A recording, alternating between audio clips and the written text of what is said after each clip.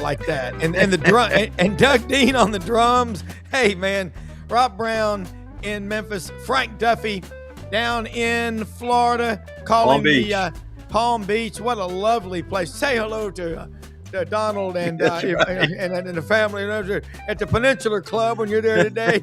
Around 5-ish for a game of squash. But hey, this is going to be awesome. Frank Duffy, Mr. LSU Tiger. Lot going on down on the bayou. We'll have a quick 5 seconds on basketball, and then we'll move on. But thanks everybody for joining us. Not 5 seconds. Share it, like it, and subscribe. This is, of course, our goal to go. You there? Right. Yep, I'm here. I hope you can hear me. This is our Goal to Go show. This is number 17. Yep. Can you believe it? I think I go back to, I think it was Benny Brazil who wore number 17. We didn't have a lot of 16s and a lot of 17s over the years in football. I think Benny Brazil was one of our speedsters back in the 07 Natty team that wore 17. I try to give a shout out to one of my Tiger football players on whatever the show number is.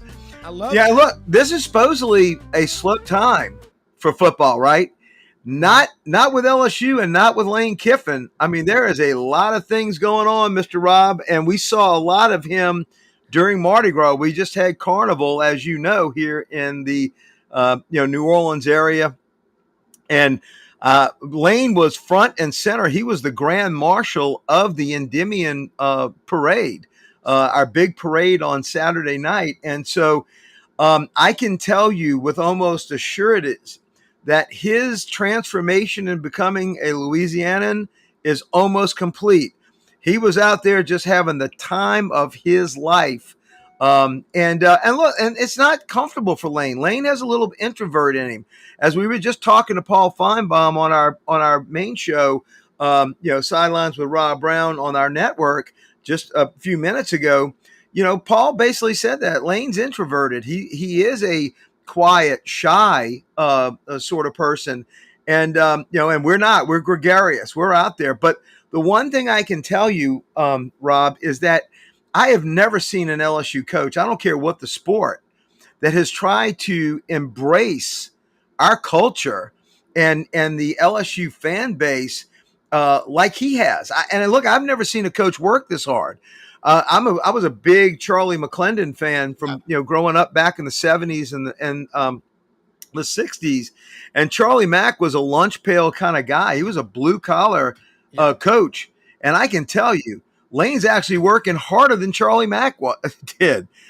So he has certainly ingratiated himself with the LSU Tiger fan base, with the LSU Tiger football program. Look, it might not totally equate to being in the college football playoffs this year or a national championship, as we are all salivating at the thought of. But I will tell you, he's actually working very hard at making that happen. And he is, embracing becoming a person that, again, gets our culture, enjoys life to the fullest. I mean, here he is video of him out on the parade route on that Saturday night, last Saturday night, just having a great time, and having his nephew Cookie out there with him, and a lot of his family members, they got to enjoy it as well. So we're very happy that he's not only himself has embraced our culture, but his family as well. Well, and that is so critical, and a great dichotomy. Brian Kelly, standoffish. I saw the Netflix documentary. He was OCDing on his wine cellar. Look, yeah. I'm all, wine is fine. Red wine's great with red meat. White wine is great with chicken and fish. But as my dad would always say, don't be a wine snob, boy. We don't need any of that crap. So I look at Lane Kiffin and what he's doing at LSU. It's brilliant strategy. And he seems like he's out there with the crowd in Mardi Gras. Yep. It is exactly what you need to do. And also because of the Portland NIL, a lot of fans are fatigued with all this. They're like going, we want to talk depth charts and rosters. We want to hear a coach, when he comes on a show, say, had a great couple of days of practice so far this week. Guys are really hitting each other. I mean, they are knocking the hell out of each other. Quit trying to emasculate college football. It's a tough physical sport. And what draws us to love these guys is that they love the school like we do. And look, I follow him 5 o'clock in the morning. He's at the facility. I mean, this is no Brian Kelly. He is there early, leaves late. Obviously, they're putting in all the groundwork for this new roster that we've got. I mean, look, there's so much turnover, as you know. We had the best recruiting per average of incoming high school recruits, and we had by far the greatest portal haul. In fact, I think this might go down like our 2019 LSU football team as the greatest portal haul of all time. But no, he is putting in the hours, putting in the time, already recruiting 2027. I mean, they're working hard at this. But the thing about Lane is that I'm seeing is that he's also being supportive of the other programs. Like he's been with Kim Mulkey at the women's basketball games. He has been, again, I don't know if it's going to do any good. He has been supportive of Coach Mack with our basketball team, which is just, it's only a matter of time before that ends. I mean, there's no, I like Mack. He's a nice fella. It's just not getting the job done. But, Lane was in at the Alex Box Stadium for our opener. And by the way, the Tigers are 5-0 and look awesome. It looks like I'll be hopefully making another trip back out in Bengal 1 out to Omaha, to go hang out at least for a couple, the first couple of games. I don't know if Ron is going to let me do 23 days like she did last 29. time. It was 29 for all eight games. But, we're very excited about baseball as well. But, he was there at Alex Box, had a high profile look. So, he's doing all the right things. He's checking off all the right boxes. And he is introverted. He's a little awkward. He's a little socially shy. And look, let me tell you, the Ole Miss fans still have a bee in their bonnet. They'll certainly bring it up when he does a post like awkward or cringeworthy or whatever. They're just upset. I can tell you right now, no one at LSU is upset on any move that Lane has done in the 2.5 months that he's been here. I'm telling you, he is getting. You give us effort, you give us a work pail mentality. You go out there and you net your fishing nets. You go out and clean up your decoys and put them on out. 2 days before hunting. You do the preparation. We'll admire you for that. We'll take what happens, the results in the fall. But I'm telling you right now, I've never, as an LSU fan, I was a Tulane fan as a young boy. LSU fan since the minute I stepped on that campus. I can tell you right now, there has not been more excitement, including the Nick Saban years, than what we are experiencing right now with Lane Kiffin, and it's real. Yeah, and look, here's an interesting stat. Since 2013, how many 11-win seasons has LSU had? And much less Auburn and Ole Miss. Yeah, One. It was 2019. Yeah, that's what's so hard to believe. And we talk about alignment, but what we really aren't talking enough about is hard work. And that connection. The people of Louisiana are like the Packers fan base, okay? They are invested. They're shareholders. They got their spot. They got their gumbo paddle. I mean, what I love about LSU is all the sports. Yeah. The basketball is an enigma. Doesn't make any sense. But John Brady said when they went to the Final Four in 2006, those top 6 kids all were born and raised within 50 miles of Baton Rouge. Yes. Is Kiffin, you talk. Big baby. He may go, yeah, that's right, Glenn Davis. He said, and you've talked about this, Kiffin may go 60% high school, maybe 70 in some years because of the in-state talent. Well, I think that's where it's going to go. This year, they had to do it the other way. It had to be 60% bringing in from the transfer portal, 40% from what we had, right? But I know what he really wants is he wants it the other way because you have continuity, you have consistency. Yeah.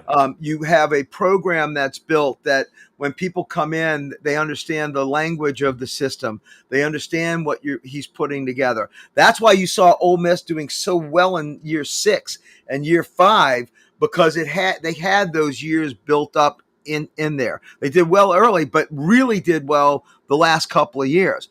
Well, I know what does that is tapping into this New Orleans and Louisiana, this recruiting base.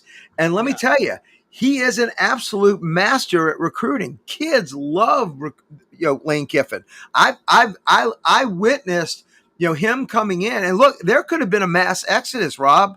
There could have been a run for the exits when Kelly wound up getting. I mean, look, that thing. There's been South American coups that have lasted longer than that thing. That thing was quick and it was decisive, right? You at least got to give Scott Woodward that. He gunned him quick, even though Woody didn't last another couple of days. So I have no doubt he wants to get it to where it's flipped, and look, maybe not even 60-40, maybe even 70-30. Let's keep the top 10 to 20. Let's keep 9 to 18 of those top 20 in the state of Louisiana, where, like we were just talking off air, John Ed Bradley, the great writer, the old center in fact, was on Coach McClendon, who I just mentioned, his last team when he left the Tangerine Bowl in 1979, his last time off. He was one of his thighs was on John Ed Laborde's shoulder pads, carrying him off. Yeah, and you remember that moment, Charlie Mack, 16, 17 years, and the end of his career. I think what you talked about with Lane Kiffin, we lost you there for a second. Yep. Is he's just dialing in on the local. So yes, and I want you to expand on this. The top two players in Louisiana this year were two big defensive linemen. And they were thinking about waiting, and he got him and said, no, let's knock this out now. And, man, that got the ball rolling. They were waiting for him at the tarmac when he came. They were the first people that he saw when they came in. I mean, look. Wow. And by the way, don't we all know in the SEC you win ball games on both lines of scrimmage? Yeah. That's where you win. It's not the flash of the skill players, and we got great ones of those. It's you got to get the line. Let me tell you what I'm most excited about. Our offensive line. You should have seen the transfer portal haul that he got on our offensive line, and kept our best two offensive linemen from this year. That's the big thing. The reason that LSU did not have the season we thought we were going to have, it had nothing to, I mean, Nussmeier had the oblique, and yeah, he was, he couldn't hit the broadside of a barn, and we knew something health-wise was there. But that wasn't it. He was running for his life. We had no protection on the offensive line. And on the defensive line, people were running on us. That's not LSU football. You got to control the ball, have a lead going in with 7 minutes to go in a game, and run the damn thing out. And we were not doing that. Look, Lane Kiffin is an offensive genius. Absolutely. Hands down. He is phenomenal at that. But what he also understands is how the game is played in the SEC. And that is on both lines. It's the guys that put their hand in the dirt. And if you don't have that, and we did not have that anywhere near our offensive line. And look, it's not like that we don't have great pedigree on offensive lines. I mean, you go back to my good friend Lance Smith when he was an All-American back in 81 to 84, go up to the 2019 team that we were talking about. They were the Moore winners for the best offensive line in the nation. Not shockingly, that was our greatest offense and our greatest season in the history of college football. And so Lane understands that. So no, the amount of linemen that we got in this recruiting session, signing day, and what we got in the transfer portal is why LSU is going to be playing much better fundamental football going forward next year. And you won't see all of the Joe Sloan dink and dunks, although you're not going to see that. Weiss is going to be given incredible talent because we've got burners everywhere in this state. You're going to see a quarterback, Levitt. If his Liz Frank injury is not a problem, and look, we already saw footage of him. He's already out there, not moving around, but he's in like all of the different private workouts that they're all doing. So I don't think it's going to be a problem for him. He probably will not have any obviously contact during the spring, but he'll be out there really running the offense during spring practice. And I think he'll be back, Rob, full bore once we get into that last week of July and start getting into to the fall camp. Yeah, and you're right. Without a line of scrimmage, the SEC, but so is the Big Ten, they're line of scrimmage leagues. And you got to have some depth. It's hard to have any continuity with guys that are coming in, taking those reps, as Cole Kubelik calls them, stolen reps with the ones, and then they leave. Now they can't leave at the end of spring practice. So at least the guys that are here at the end of spring practice, if they want to throw a pout fit and quit on you and hit the portal button, they can't do it till the following January. So at least – I think this is look. It's one small step for man, one giant step for college football. Because if we do stuff, the next thing will be on the money part to where the kids look. I'm sorry, but most of these kids look at basketball when their team's losing, they're staring at their mobile banking app. They don't care. So I'm going to ask you, what is LSU basketball? Who would? They're not going to bring Will Wade back. No. They should, but what do you do if you're the athletic director at LSU and the trending, it's just not working? Get John Brady back out of retirement, bring him back. Yeah, that's right. Bring my boy Brady back. Yeah. The last time we actually made a Final Four run in 2006. Yeah. By the way, I am sitting right now here in Bengal One, my LSU striped RV, the very first road trip that I took in this vehicle. I bought it in December 2005 in Fort Worth, Texas. When we went to Thanksgiving, and Rhonda and I had gone to the LSU Ole Miss game in Oxford. It was a beautiful Chamber of Commerce day. Our kids were young. My son Sean was throwing the football around his LSU jersey. My daughter, who's now an LSU graduate, was doing her little cheerleading outfit. And Rhonda goes, if we're going to go to these things, I really do have a lot of fun. She goes, you really like these. Why don't we, be more comfortable? Now, I didn't know if that meant she wanted more life insurance on me, a pool boy named Raul. I had no idea what her comfort, idea was. She goes, why don't we get an RV? So immediately I got that in writing, 3 copies, one for her, one for me, one for our attorney to put away in case she changed her mind. And literally within a week, we had our first road. Well, that March Madness was the very first road trip my RV took, was up to Indianapolis to watch my buddy John Brady and the Tigers in that Final Four with UCLA and Florida. And I'm telling you, LSU basketball, there is no excuse. I was also in Dallas for the Final Four in 1986 when Dale Brown took them there. We were one shot away from beating Bobby Knight in Indiana, who actually won it that year with Keith Smart, from going to the Superdome for the Final Four. That would have been a nice little advantage. So LSU has had success. We've never cut down the final nets in a season ever, but there's no reason why we can't. So I don't know what's going to happen. I like Coach Mack, one of the nicest guys you'll ever meet, just salt of the earth. It's just not getting done. And you can't have 4 years. We've given it 4 years. We got to move on. So, but look, and here's our big season coming up, baseball. I mean, LSU, as nuts as we are about football, baseball is 1A for us, man. Alex Box is incredible. But as much as we love baseball, and you can't get a ticket to Alex Box, and hopefully one day I maybe can call a game or two there, like I do here in spring training, do PA announcing. I would love to do that one game or two sub at the Box. But do you know, this week we went up to 44,000 on the waiting list for LSU season tickets in football. 44,000. That is the excitement of Lane Kiffin coming to LSU. And look, I've never seen anything as wild as this. And look, thankfully baseball's here. It's going to keep us preoccupied. But make no mistake about it, when we get up in the morning and we check out our good buddy Matt Moscona on Locked On LSU Sports, or we pull up Dandy Don and all these great guys, buddy Jacques Doucet, who cover the Tigers. Yeah. When we go on and hear from them, I guarantee you, as much as we love baseball, it's football and news about Lane Kiffin that we're wanting to hear. Yeah, and you talk about baseball with Jay Johnston. 2 national championship. They won the World Series in 23, not 24, but again in 25. 2 of the last 3. Look at that crowded field the top 5, 6 teams in the country. LSU sitting there at number one. I say sitting there. They're already 5-0. Watching games at Alex Box Stadium, the signature Tony Sashery billboard out there in center field, man.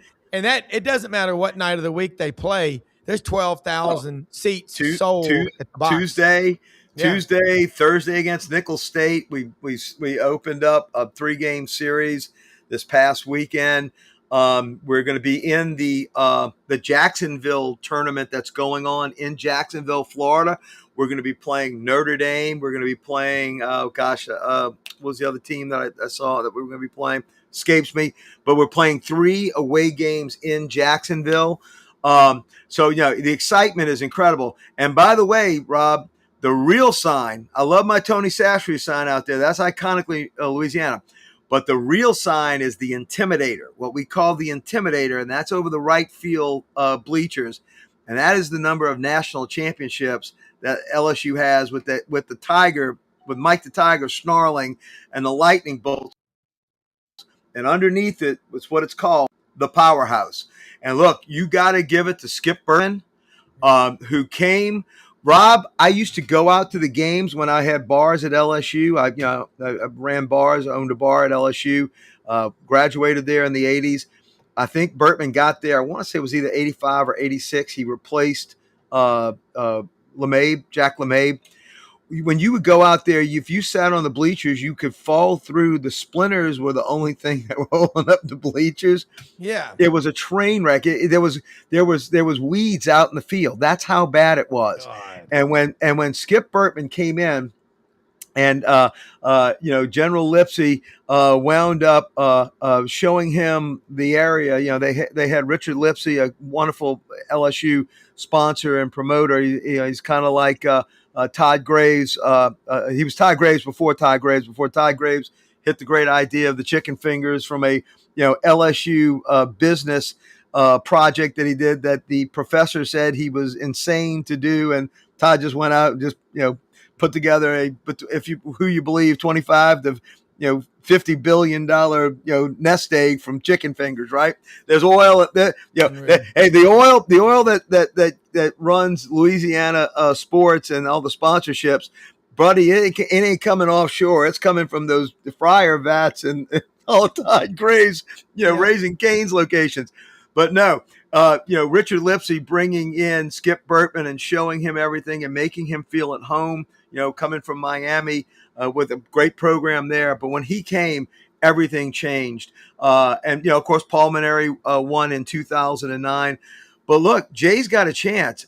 2 national championships out of 3 years. Yeah. He's got a chance to possibly even eclipse Skip. And look, I never thought I would say that. And by the way, also, Lane Kiffin might replace the GOAT, Nick Saban, in the minds of LSU fans as the greatest that we will ever have as well. He has that opportunity. That's what's going on right now at LSU. There is excitement and an air of confidence across all lines. And I like the fact that you said, the success that we have here at LSU on all sports, that's critically important. And by the way, you want to have a great time? Go watch an LSU gymnastics event in the Pete Maravich Center. And look, I'm not even talking about Olivia Dunn. I'm talking about all of the LSU gymnasts. It's a fantastic time. And look, we didn't even talk about Kim Mulkey and what she does on the basketball court. Now, Kim, we can't get past Dawn Staley and South Carolina. We are 0-17 in the last women's tilts against the Gamecocks. You talk about have a number, and look, we're just as good. And we came down. We were a couple of points away this last time. I don't know whenever we get over the hump with them, but when we do, it's probably going to have a national championship for women's basketball again, waiting at the end of the rainbow. Well, I mean, it's competition in every sport. And I think right now we got basketball. Again, not really much to talk about at LSU with that. Chris Blair and John Brady, it's tough broadcasting, just not getting better. But baseball they do the best they can with what they got. Yeah, and you look at baseball, it's in-state, but I mean LSU's a brand that they can go anywhere in the country and get the players that they want to. And California, Hawaii, you name it. But we could. Hey, look, if LSU wants a player, he's ours to have him decide that he doesn't want to come. Yeah, and we'll wrap up here in the next couple of minutes. I see the music playing in the background with the band here, like the Tonight Show. But right now, as an LSU fan, you get your information from a lot of people, and we talked about bringing LSU people. Jacques Doucet working on that documentary on the 06 team. Jacques does so much stuff, WAFB Channel 9 in Baton Rouge. Love having him on. But you're right, football is king. And you got these, A&M, they've got money, they've got everything. Texas, same thing. But right now, if you're looking at those three schools, LSU has the best coach, the best play caller. He's now got every resource he could ever imagine. What's the ceiling for Kiffin, in your opinion? National championships. Yeah, national championships. Anything short of that, if he leaves LSU without national championships, I'll eat a manhole cover on Canal Street and give you 3 days to draw a crowd.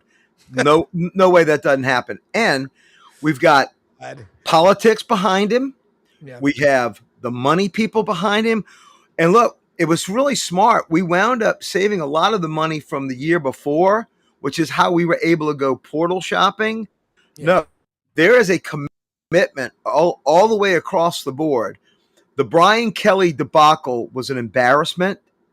It was it was like something lit a fire that halftime. And look, I was sitting in Tiger Stadium. I was sitting there with my good friend Chip Weimer, whose family has had tickets there for 40 some odd years. We were sitting on the 35-yard line. And when that halftime ended, the murmur in Tiger Stadium, literally, it was almost as palpable as the bourbon smell. Yeah. And you could almost see, if you looked up in all the different suites all the way across the west side where a lot of the big money guys are, and the new suites up on the skyboxes on the south side, you could almost see the money being counted and being put into the proverbial purple hat to then buy off Kelly. Yeah. And that has now lit a fire under LSU so that we're all in. Everyone is all in, and there is no other outcome than a national championship. And I think Lane Kiffin finally truly has all the stars aligned to bring him his first national championship. And if you can win one, I think, and look, I'm the guy that called Lane to LSU 3 weeks before anybody else did. And I was out. You were. Yeah. On this show you were doing it, so it wasn't a surprise at all, Frank. I mean, Lane Kiffin, to me, you that's the guy. LSU's like, we're getting him no matter what it takes, and they got him. Hey, Frank, great stuff as always on Goal to Go podcast. Executive producer Brendan Martin. Ordinaire. Thank you so much. Share it, like it, subscribe. We'll see you Monday.